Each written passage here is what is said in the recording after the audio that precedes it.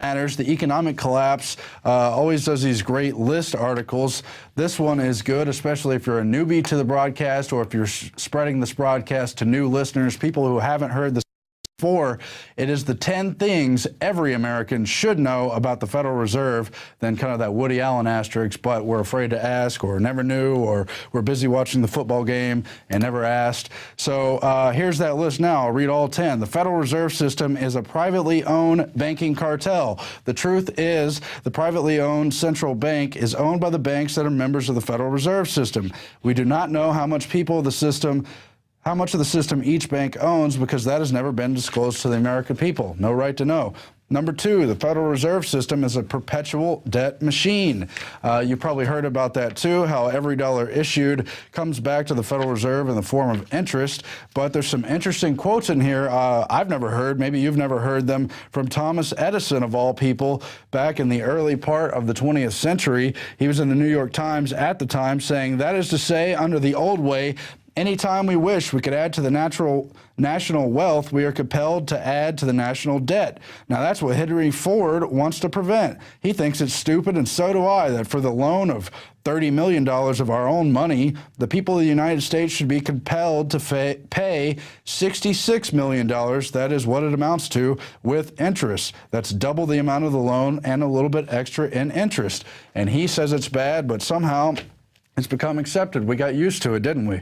Number 3, the Federal Reserve has destroyed more than 96% of the value of the dollar. I know we have a graph, I don't recall who made it. It's been out there for years with the design of the dollar bill showing that destruction of the purchasing power of your dollar. You've heard Ron Paul talking about it, and it's true. You took what used to be the dollar when it was on a true gold standard, gold and silver standard in the early part of the 20th century, and how since 1913, it's had some ups and downs, but overall, it's been a 96% decline of total value.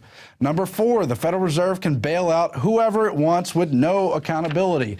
And the partial audit they finally got in Congress revealed that it's all the big banks of Wall Street and pretty much all the big banks of Europe. Go figure.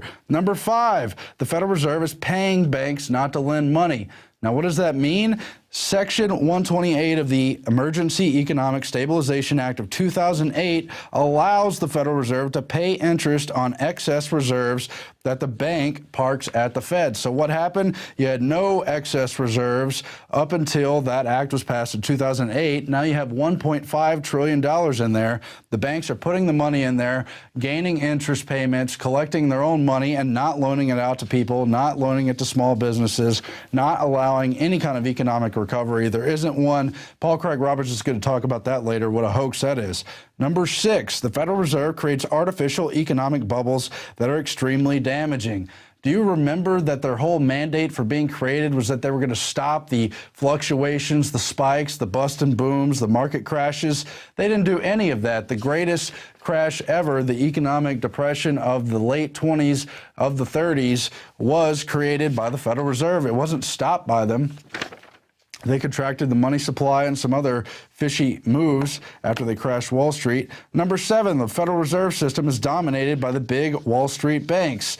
Now, that should be obvious at that point, especially after the partial audit. However, I believe Jamie Dimon is on the board of reserves, and also, of course, Treasury Secretary Timothy Geithner came from there. At the very best, we're talking about a very, very corrupt revolving door system, but we know it's far worse than just revolving door problems. Number 8, it is not an accident that we saw the personal income tax and the Federal Reserve System both come into existence in 1913, so they could collect that interest money that Thomas Edison, Henry Ford, and so many other Americans, whether they're good, bad, indifferent, colored, corrupt themselves, whatever. It was 1913 they began to turn the lights out on the American dream. Not that we were ever perfect, not that we ever achieved that dream, but they turned us instead towards that Soviet model, toward the rule by central authority model, rule by private entities controlling the government, not by a government responsible to the democratic people of the country through reserved, limited powers under a republic. Number 9, the current Federal Reserve Chairman, Ben Bernanke, has a nightmarish track record of incompetence. That can't be true.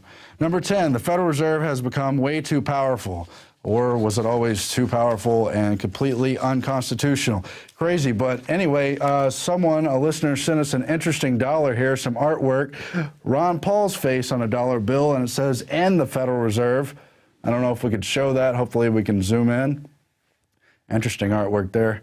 Just a little something extra for our viewers out there. We appreciate everyone supporting this broadcast and trying to spread the word. On the back it says, "In gold we trust." Interesting there. Anyway, that's it for today.